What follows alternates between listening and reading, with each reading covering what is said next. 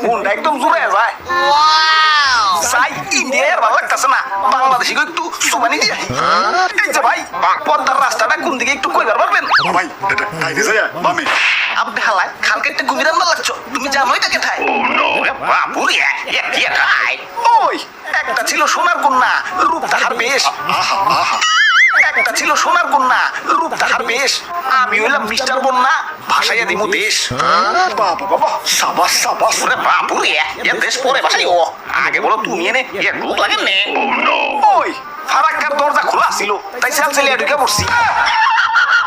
আপনি হালায় মামার বাড়ি পাইছো